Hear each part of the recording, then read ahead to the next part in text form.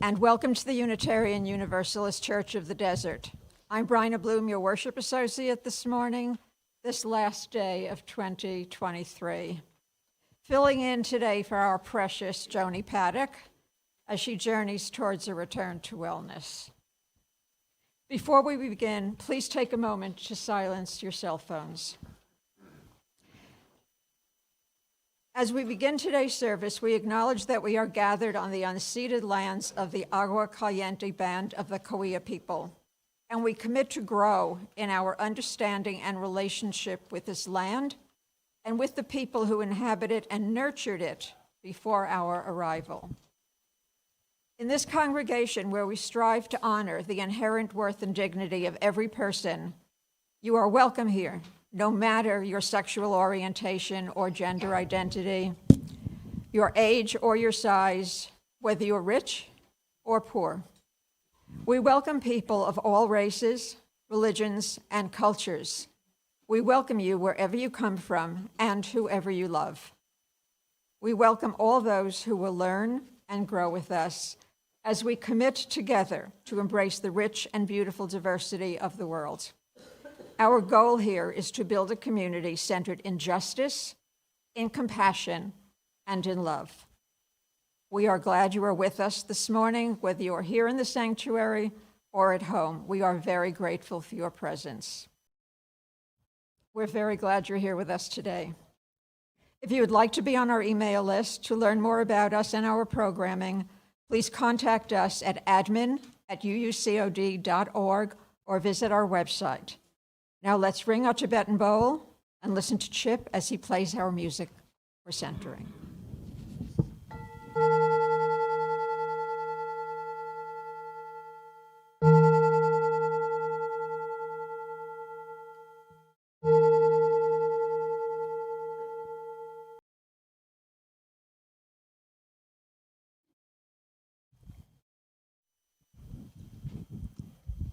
Good morning and welcome again. I am the Reverend Ian Riddell, and I have the honor and the joy of serving as the minister here at the Unitarian Universalist Church of the Desert.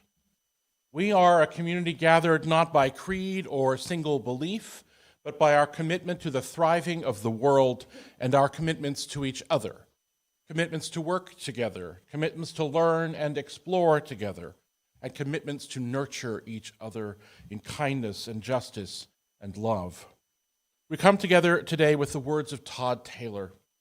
At the opening of the new year, we gather in memory, recalling the years past that have brought us to this hour and the countless lives, known and unknown, that have made our lives possible. We gather in affirmation of the strength that is ours to live this day and the potential we have to create a better tomorrow. We gather in faith that our minds might be enlightened, our love deepened, and our path together illumined by understanding and peace. In memory, affirmation, and faith, we gather to worship together today. I'm going to invite you now to rise in body or in spirit as we sing our opening song together, Sing and Rejoice. We're going to sing it through twice in unison, and then we're going to sing it in 2 parts. And I think we have enough people here to sing it in 4 parts. So let's please rise in body or in spirit. We'll sing it twice together.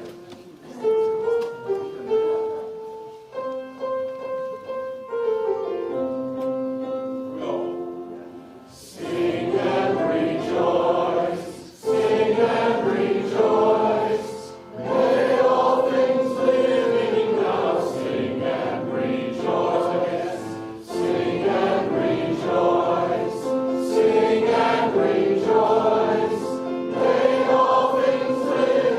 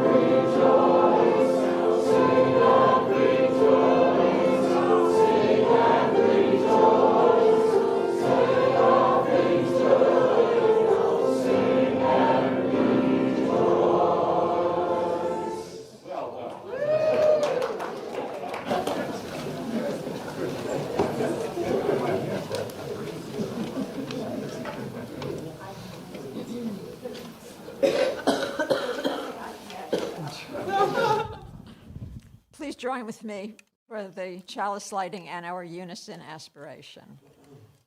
May love be the spirit of this church. May the quest for truth, sacrament, and service be its prayer. To dwell together in peace, to seek knowledge in freedom, and to help one another in fellowship. This is our aspiration. Now, if Joni will please come up to light the BIAPA candles, please read along with me. We light these candles in solidarity with Black, Indigenous, and other people of color as they journey towards spiritual wholeness.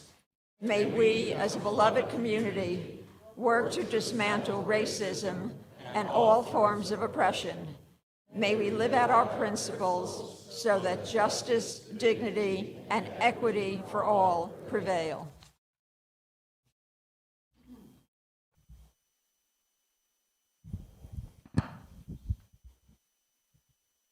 We're going to take 3 moments during the service today to help us acknowledge the year that has passed and prepare us for the year that is to come, or at least prepare us to be prepared for the year that is to come. So we're going to take up time now to look back at the year past. And so I invite you to be comfortable in your seats. Relaxed. If your hands are in your laps quietly, that's great. Shoulders relaxed. And I'd just like you to sit and breathe and relax. You can close your eyes if you're comfortable. If you're not, that's okay. You can keep them open. And as you breathe in this space, I invite you to call to mind the past year. Maybe that the last few months are very present in your mind, but think back to the summer and the spring. Think back to last winter. I'd like you to turn your thoughts to those things which happened, which made you happy, which gave you hope, which made you feel connected to other people, which gave you strength, which helped you see the beauty in those around you, which helped your neighbors and kin thrive, those things that you are grateful for. Sometimes those are hard things too, but call those things to mind that you are grateful for, that you feel called to say thank you for. I invite you to hold those in your heart as you breathe in the embracing love of this community. Hold those things side by side with gratitude as we breathe quietly together.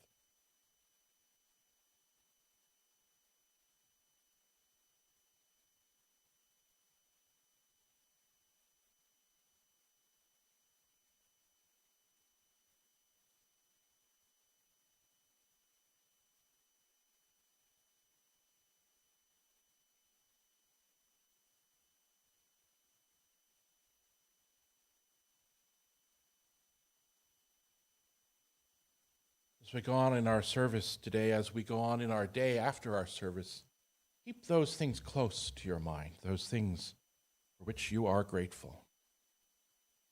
Because we've come to the ending of one year and the beginning of another year, and it's an arbitrary point, isn't it, that but we've given it meaning over time. We've taken the way the stars move, the way the sun and the moon move, or the way we move around them, and we've given that meaning, and we've decided that this is the time when we begin a new year in our culture. And it's traditional for us to look back at the past year to see for what it is, in its joys, in its sorrows, its successes, its failures, how it might have changed us. And so I don't know about for you, but for me, it's also the time of year when my perfectionism can surface, pulling me to some painful judgment of myself and of others. Perhaps you have similar feelings. Perhaps you're enlightened enough not to care about that. I didn't think so. out of that perfectionism, I think, grows our desire to make resolutions about how we're going to be better in the coming year, thinner, harder working, more focused, healthier. And this year, when we look back on it, feels like a really big year. Every year has its difficulties and its joys, but it feels always, when you look back at the year you're just finishing, so hard. The deaths of public individuals who have profound influence in our lives, the deaths of those dear to us in our families and our communities and in this congregation. The lingering and still lingering pandemic and worry about COVID and other illnesses. The pain and fear around the ongoing anti-Semitism, racism, misogyny, and anti-trans and homophobic attacks in our lives, in our institutions, the continuing gun violence in our culture, continued strife and renewed and new strife around the world, the daily news of warfare and death and attacks, and a culture of politics in our country that has brought out the worst in us and in our culture, and which is showing the deep cracks of our not so unified society and heightening our fears about the erosion of our democracy. So how do we make resolutions in the face of all of that? Well, those of you who've been around here for more than 5 minutes know I think about knitting a lot. And there are knitters who knit one project at a time, bless them. They are monogamous knitters, we call them. One at a time, they finish one and start another one. The rest of us, I counted this morning, I have 12 unfinished projects on the needles. I could list them all, but I won't.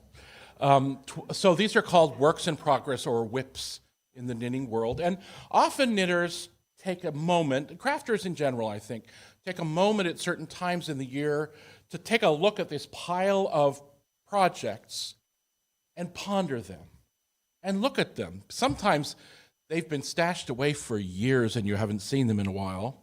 And so to pull them all out and take a look at them. Is this something I want to keep making? Perhaps it's a pair of socks that I just need to weave in the ends on. Perhaps it's a sweater that I saw online and I bought all the yarn and I started knitting and it got hard and I put it down for a while and it's been months now. Perhaps it's any of these things, but many knitters invite themselves to take a look at a project and say, is this something I'm going to have joy in finishing? And if the answer is yes, then it goes in a pile to be finished soon. If the answer is no, then we need to think, do we want to use this yarn for something else? And if we do, we frog it. We rip it out, rip it, hence frog. And we use the yarn for something else. Sometimes we see a project and we have a friend who would delightedly finish it for us. And sometimes we're just done. The yarn is awful, the project is awful, it's time for it to go. And so we take a time to assess our projects, our stack of projects, and decide what to bring forward with us and what to let go of and what to recycle. So as we're thinking about the year ahead, I want you to pay attention to what we just did, what you're grateful for. There were births along with deaths. There was growing connection along with violence. There was beauty created and enjoyed. Learning happened. Remember, there is good waiting to be nurtured, even if it looks like a mess.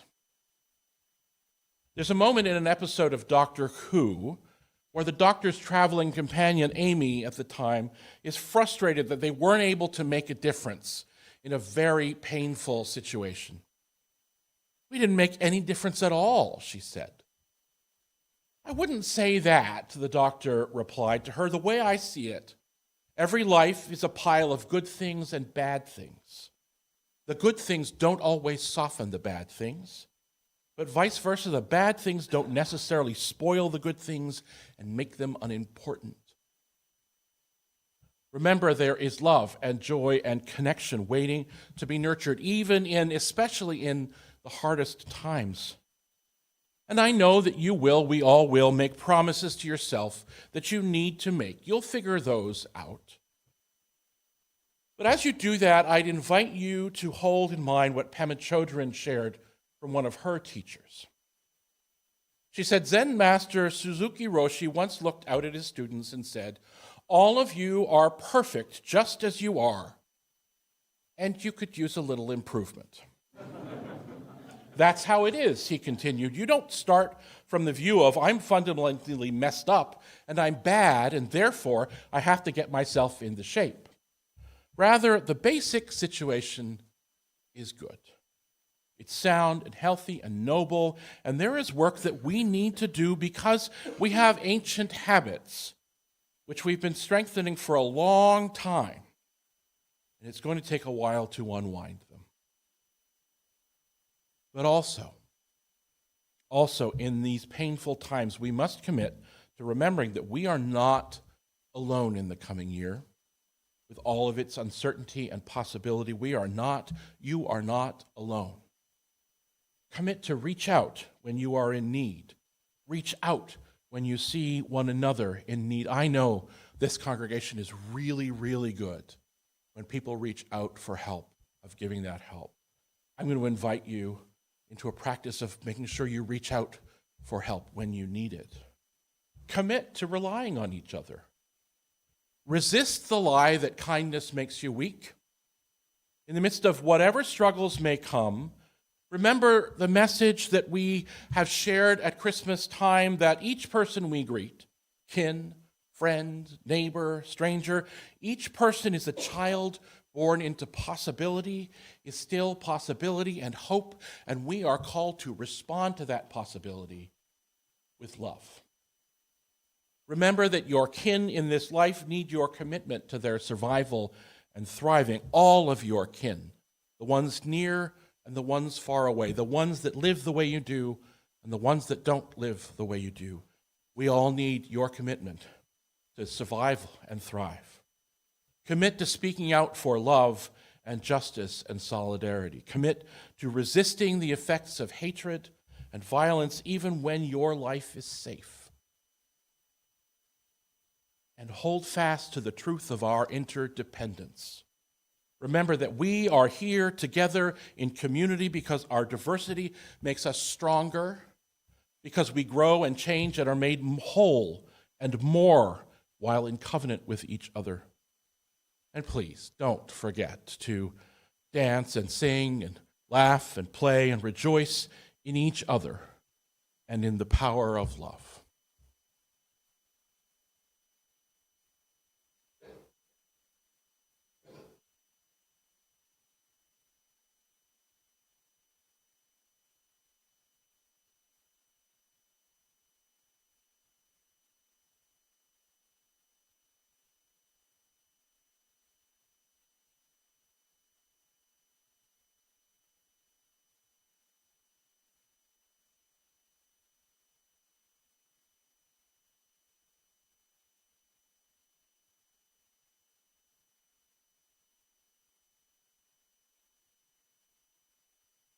Spirit of life, source of love, fire of our broken but still shining hearts, we are gathered together again today on this morning that is chill and crisp on the outside of these walls and warm and loving here in this space.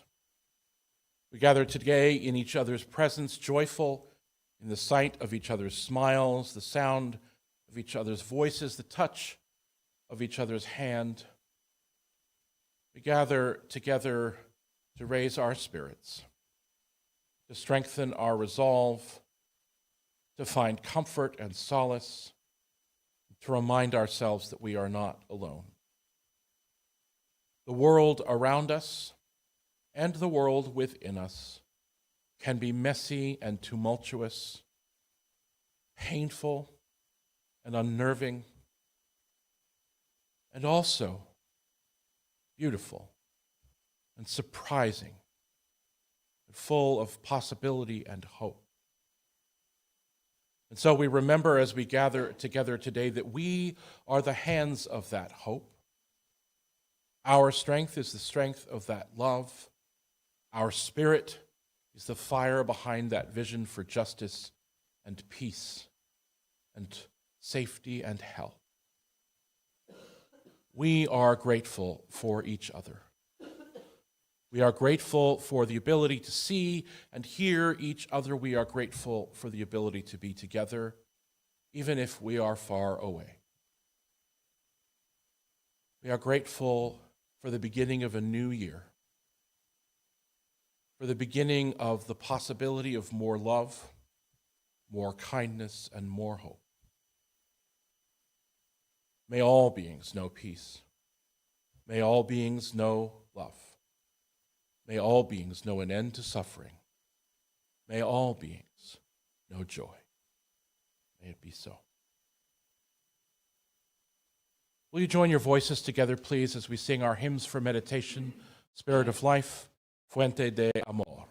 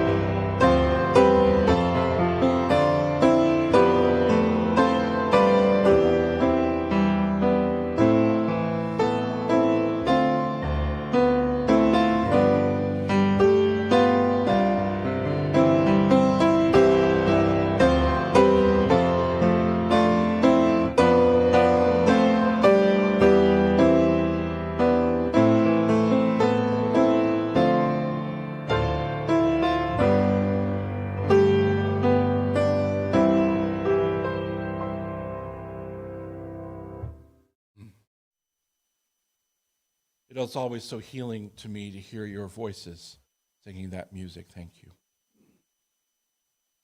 The second moment in our service has arrived, preparing for the new year, and we're going to engage in a practice of, you thought about all the wonderful stuff earlier.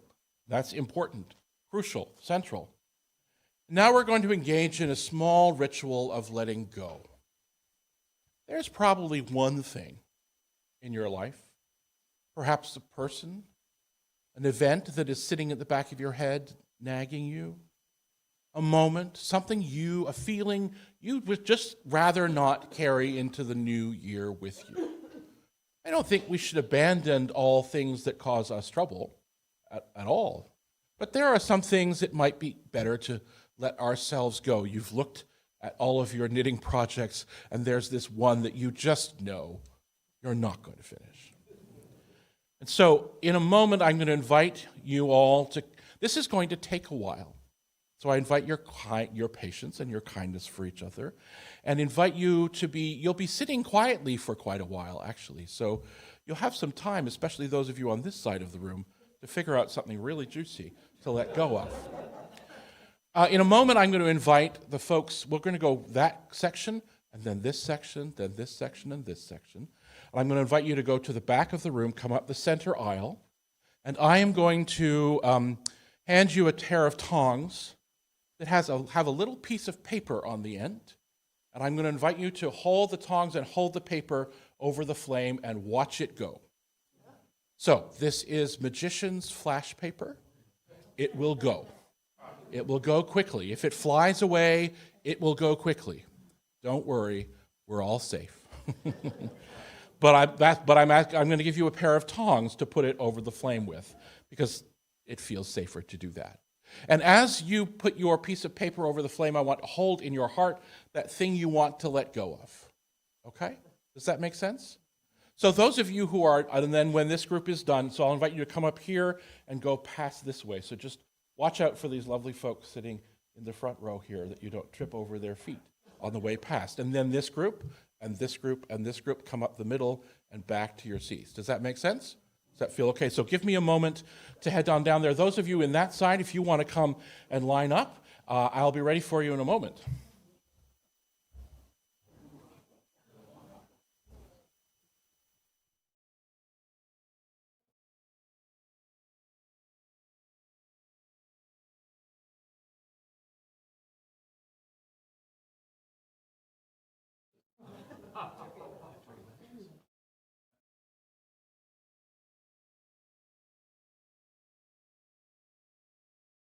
What you're going to do is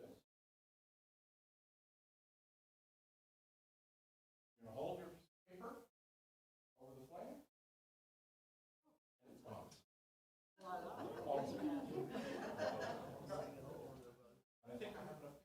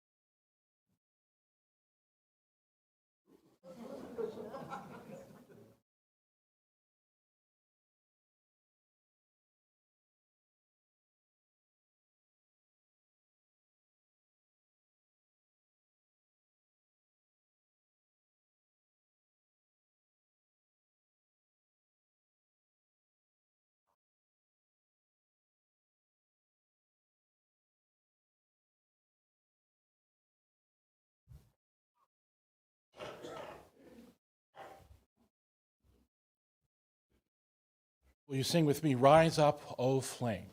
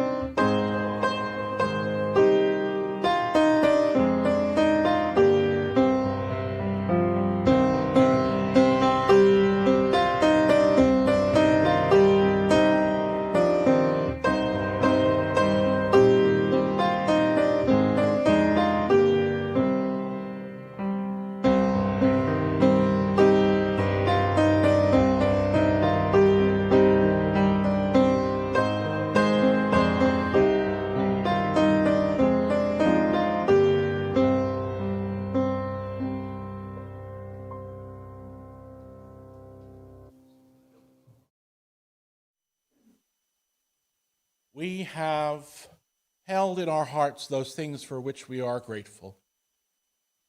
We have pondered those things for which we are not grateful, and chosen to let one or several of them go, lifted up by flame, opened up by fire.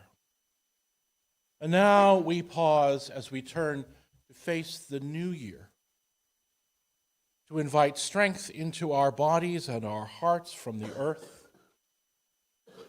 to recognize connection with those who came before and are around you now, and to have gratitude in our hearts for the love which holds us all and openness to what may come. We pause for a moment, pondering strength, connection, openness, and gratitude as we turn to face a new year in our individual lives, a new year in the lives of this community, a new year in the life of our neighborhoods, our cities, our towns, our nations, and our world, a new year. The problems have not disappeared. The challenges are there, but so is the love that we nurture in our hearts and in our lives. So is the hope, so is our vision for a world of justice, safety, kindness, and love. We make a commitment to nurture those in our lives in the year ahead. Will you rise in body or in spirit as we sing our closing hymn, number 58, Ring Out Wild Bells? If you've sung this before, we're singing it to a different tune. The tune that's in our hymnal is not one that you might recognize, and so we're going to sing it to a tune you will recognize. I'm going to invite Chip to play it through once, and then we will sing it together. Please rise in body or in spirit.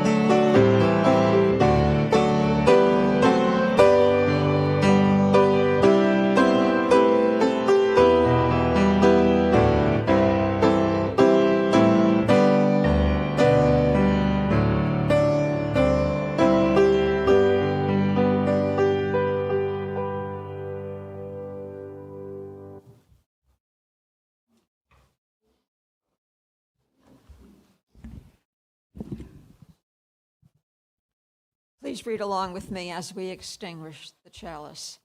We extinguish this flame, but not the light of truth, the warmth of community, or the fire of commitment. These we hold in our hearts until we are together again.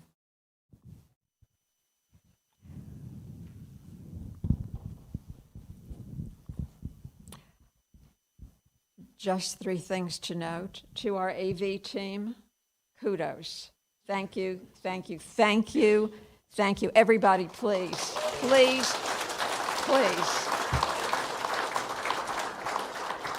We could not have done it this year without you. A little housekeeping about next week. We have a very special service, as you all know. We are expecting an overflow crowd next week. So please come early. And if you are able, please park on the street so that our guests can park in our parking lot. Now, Reverend Ian will come up and tell us about the class he will be starting to facilitate.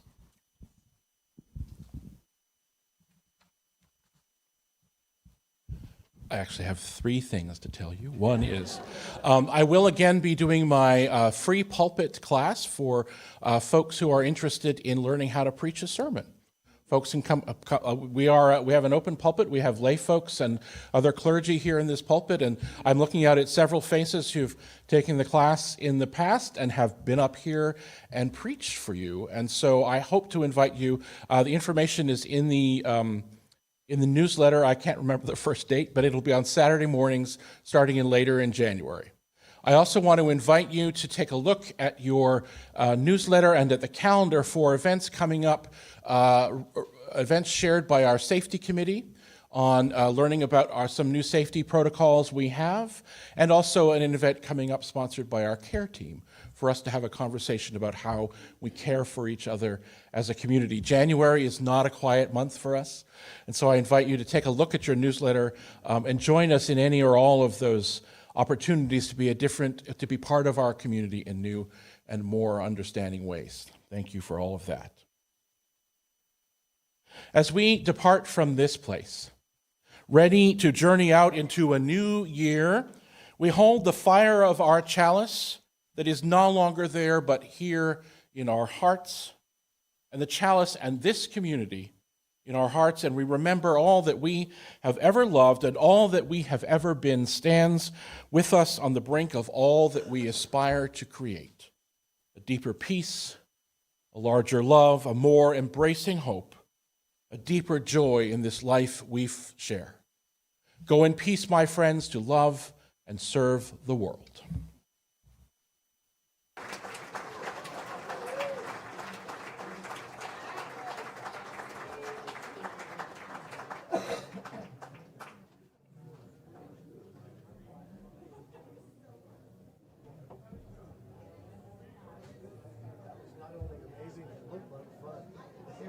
It was fun.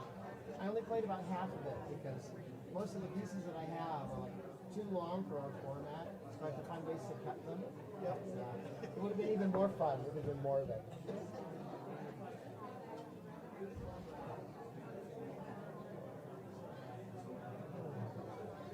You're a very good pianist. Oh, thank you so much for playing for us. Thank you. I love coming here. Yeah. How are you doing the page turns on your music? Pedals? Oh, nice. That was amazing. That moved me. In fact, now I'm inspired to get back on my piano and I want to learn that song. I'm like, So, yeah, Alexandra Strelitzky. yeah, I think